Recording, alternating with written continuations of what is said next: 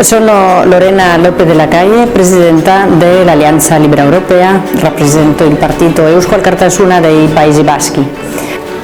Jordi Soler, secretari general de l'Aliança Lliure Europea i membre de la direcció d'Esquerra Republicana.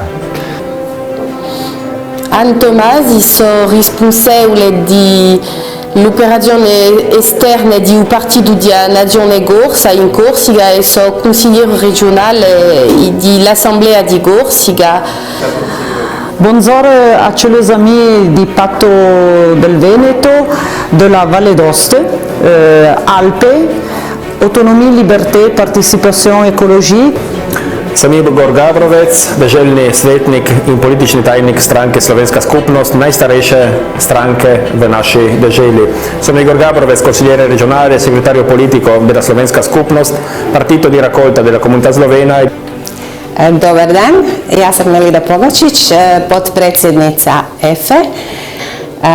Sono molto felice di essere qua oggi, dare un supporto per la fondazione dell'Alleanza Autonomia e Ambiente. Massimo Morettuzzo, segretario regionale del Patto per l'Autonomia per la regione Friuli Venezia Giulia. Autonomia e Ambiente per noi è davvero un percorso molto interessante, siamo contenti di partecipare alla sua fondazione. Federico Simeoni, rappresentante di Patria Furlana e Movimento per l'Autonomia dal Friul. Roberto Girmo, Patto Autonomia Veneto. Oggi è una giornata assolutamente importante. Con la costruzione di Autonomia e Ambiente diamo vita a qualcosa di assolutamente nuovo che non c'era e che va a occupare uno spazio che obiettivamente è assolutamente libero.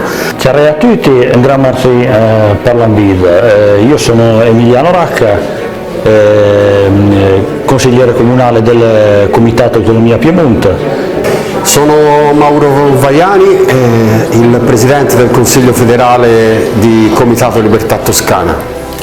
Buongiorno, sono Alfonso Nobile, rappresento qui a Udine il movimento politico indipendentista Siciliani Liberi.